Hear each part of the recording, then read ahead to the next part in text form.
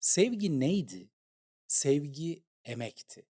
Selvi Boylum Al Yazmalım filminden belki de en çok aklımızda kalan replik buydu.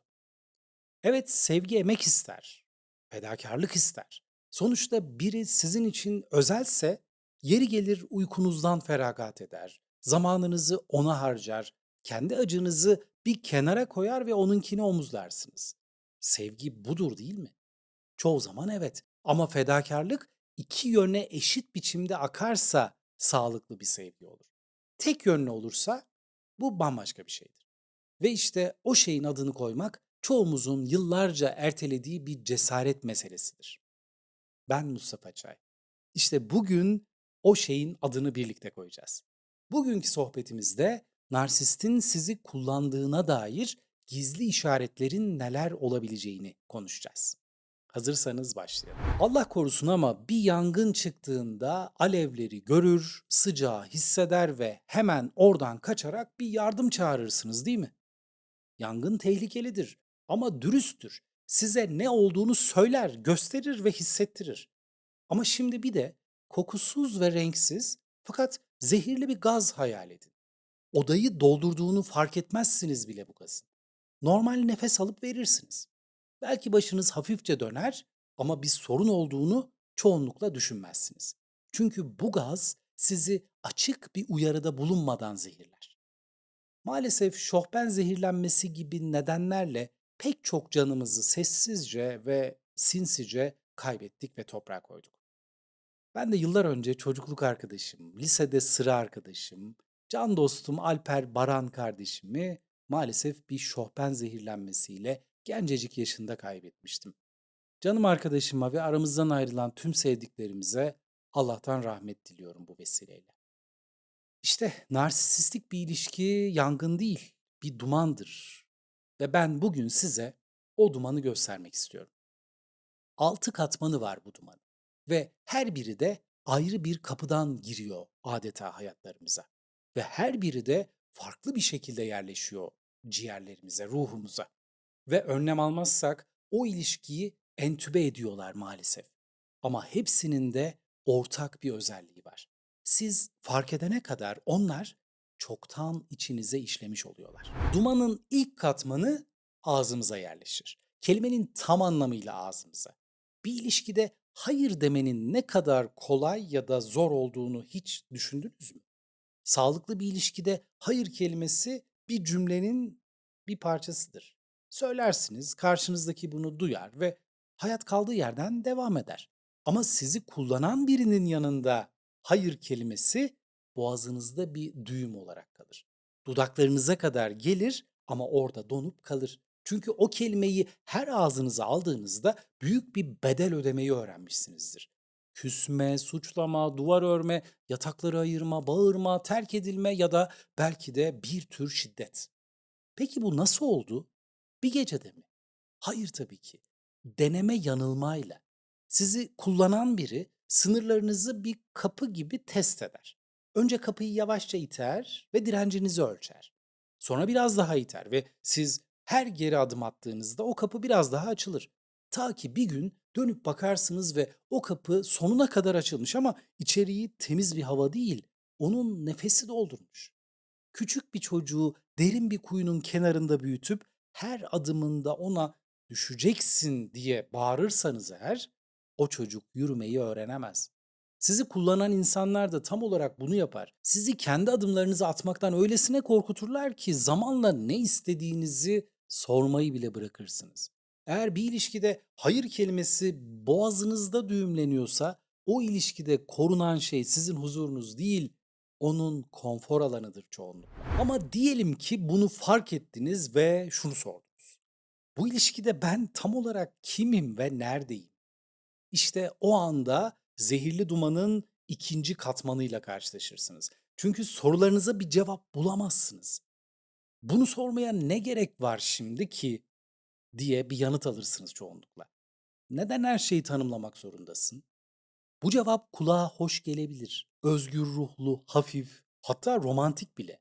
Oysa bu yanıtlar çoğu zaman sorumluluktan kaçmanın en şık halidir.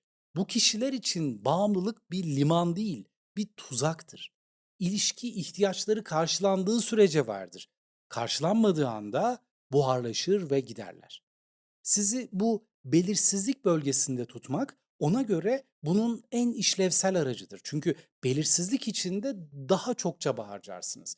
Kendinizi daha çok ispatlar, daha çok hak etmeye uğraşırsınız. Sürekli olarak bir belki halinde yaşarsınız. Ama sizi gerçekten seven biri belirsiz bir belki fırtınasının içinde tek başınıza bırakmaz. Evet, şimdi belki içinizden şöyle diyorsunuz. Tamam ama bazen gerçekten de bizim çok güzel anlarımız oldu. Bazı zamanlar her şey gerçekten de mükemmeldi. Ve evet, haklısınız, o anlar gerçekti. Ama bu yaşananlar da gerçek. Yangın çıkan evlerde insanlar huzurla oturup sohbet de ediyorlardı bir zamanlar. Ama bu şu anda evin yandığı gerçeğini görmemizi engellememeli. Hayır, bu ev yanamaz demek, Titanik batamaz diyerek batan geminin güvertesinde keman çalmak gibi bir şey aslında. İşte tam da bu yüzden dumanın üçüncü katmanı belki de en tehlikeli olanı. Psikoloji literatüründe aralıklı pekiştirme diye bir kavram vardır. Bu kavramla ilgili kural gayet basit aslında. Bir davranış her defasında ödüllendirilirse ona alışır ve sıradanlaştırırsınız. Hiç ödül verilmezse de bırakırsınız ama bazen ödüllendirir, bazen cezalandırırsanız işte o zaman kolay kolay bırakamazsınız. Ve narsisistik bir ilişkinin içine çektiği mekanizma tam olarak budur işte. Bir gün sizi gökyüzüne çıkaran, ertesi gün görmezden gelen. Bir gün sensiz yaşayamam diyen ama sonra günlerce ortadan kaybolan biri. Bu tutarsızlık sizi bitmez tükenmez bir anlam arayışına hapseder. Dün nasıldı, bugün niye böyle? Ben ne yapmış olabilirim acaba? İşte bu ve buna benzer sorular insan ruhunun en çok enerji harcadığı sorulardır. Ve daha da tehlikeli olanı şu, nihayet sizden özür dilediğinde ve değiştiğini söylediğinde siz buna inanırsınız. Aslında daha da doğrusu inanmak istersiniz. Çünkü inanmamak o zamana kadar emek verdiğiniz her şeyin boşa gittiğini kabul etmek demektir. Ama bir insanın ilişkiye bindirdiği yükler sizin sevginizle azalmaz. Bu yükler öyle basit birer iletişim sorunu değildir. Bunlar çoğunlukla bir karakter meselesidir. Dördüncü katmanı halk dilinde el iyisi diye bildiğimiz bir tablo olarak anlatabiliriz aslında. Dışarıda yan yanayken birlikte dünyayı fethediyor gibi hissedersiniz ama evde yalnız kalınca odada sanki siz yokmuşsunuz gibi davranır çoğunlukla. Bu tablo narsisistik ilişkilerin en acı paradoksunu da özetliyor bize. Başkalarının yanında sırılsıklam aşık ama yan yanayken iki yabancı. Narsisistik özellikleri olan kişiler için partner bir dereceye kadar bir statü nesnesidir. Sizi toplum içinde sergilemeleri bir sevgi gösterisi değil, bir vitrin çalışmasıdır. Başkalarının onayı sizin gerçek varlığınızdan çok daha değerlidir onlar için. Ama bu madalyonun bir de öteki yüzü var. Bazen tam tersi olur. Yalnızken sevgi gösterir ama ilişkinin ciddiyetinin bilinmesini de istemezler. Dış dünyadan gizlenmiş olmak size yakınlık gibi sunulur. Oysa bu bir ayrıcalık değil, bir silinmedir. Sizi gizlemektir bu. Ve gizlenmek eğer koruma amacıyla yapılmıyorsa sevilmek demek değildir. Her iki durumda da mesaj aynıdır aslında. Sizi bir insan olarak değil, bir işlev olarak görüyordur. Peki tüm bunları konuşmayı deneseniz, derin bir şeyler paylaşmayı, gerçek bir soru sormayı, zırhını indirmeyi deneseniz, işte bu zehirli dumanın beşinci katmanı da burada besleniyor. Çünkü o anda karşınızdaki bir anda geri çekilir.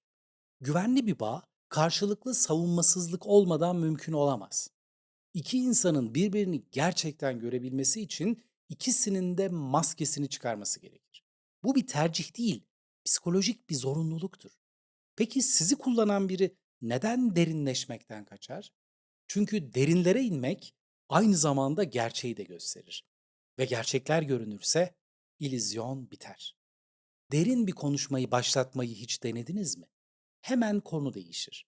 Ya espri yapılır, ya dramatik bir kriz patlak verir ya da birden çok meşgul oluverir ve kaybolur. Şöyle hayal edin. Bir kapı var, çalıyorsunuz ama açılmıyor. Tekrar çalıyorsunuz, içeriden bir ses geliyor ama kapı yine kilitli. Ve bir gün anlıyorsunuz ki Bu kapı sizin için asla açılmayacak. Derinliğe davet ettiğinizde geri çekilen biriyle gerçek bir ilişki kurulamaz. Sadece yüzeyde ve birlikte sürüklenir durursunuz. Ve böylece zehirli dumanın son katmanına gelmiş oluyoruz. Belki de en yıpratıcı olanına. Bu ilişkiyi yalnızca siz taşıyorsunuz. Siz planlıyor, siz arıyor, siz uzlaşıyor ve yine de siz özür diliyorsunuz. Hatta bazen nedenini bile bilmeden kendinizi özür dilerken buluyorsunuz. Sabah uyanınca ilk düşünceniz bugün ne yapsam hoşuna gider oluyorsa ya da tam tersi bugün acaba hangi konuda yine bir sorun çıkacak diyorsanız bu bir ilişki değil, bu bir bakıcılıktır. Ve kimse sevilmek için birine bakıcılık yapmak zorunda olmamalı. Narsisistik ilişkilerde bir taraf giderek daha fazla sorumluluk üstlenirken diğer taraf bunu hak edilmiş bir ayrıcalık olarak kabul eder maalesef. Ve zamanla veren taraf kendine şunu sormaya başlar. Daha fazla mı yapmalıydım? Acaba yeterince iyi olamadım mı? Hayır. Tek taraflı akan bir nehir bir süre sonra kurur ve bu kuraklık nehrin suçu değildir. Klasik bakış açısı ya da çoğu içerik size bir çıkış kapısı gösterir. Fark et, uzaklaş, kendini sev gibi. Evet bunların hepsi de doğru ama yeterli değil. Çünkü asıl soru beni kullanıyor mu değil. Asıl soru şu, ben bu dumanı neden bu kadar geç fark ettim? Ve bu sorunun cevabı sizi rahatsız edebilir. Çünkü cevap yalnızca karşınızdaki kişide değil, sizin kendi hikayenizde de gizlidir. 20 yıl boyunca kendini tüketen bir ilişkide kalmış birini düşünün şimdi. Her şeyini vermiş olsun. Zamanını, enerjisini, gençliğini, kariyer fırsatlarını, hatta sağlığını ve bir gün bir terapistin karşısında oturup şunu söylediğini varsayalım. Ben aslında onun beni sevmediğini biliyordum ama bilmiyormuş gibi yaptım. Çünkü bilmek yalnız kalmak demekti. Bu cümle dramatik bir seans notu ya da sadece tek bir kişinin hikayesi değil. Aslında bu kesit milyonlarca insanın sessiz itirafı. Bu altı katmanın hepsinde de ortak bir şey var çünkü. Bu zehirli duman ancak siz onu görmeye karar verdiğinizde dağılır. Bu yüzden de pencereyi açan siz olmalısınız. Sizi kullanan biri sizin değerinizi tanımlayamaz. Bir başkasının sizi görmemesi sizin görülmez biri olduğunuz anlamına da gelmez. Birinin sizi sevmemesi bir trajedi değildir. Trajediler dışarıdan gelir, üstünüze çöker ve kontrolünüz dışındadır. Asıl mesele onun sizi sevmediğini bildiğiniz halde bununla yüzleşip yüzleşmemenizdir. Duman dağıldığında geriye ne kalır? Siz kalırsınız.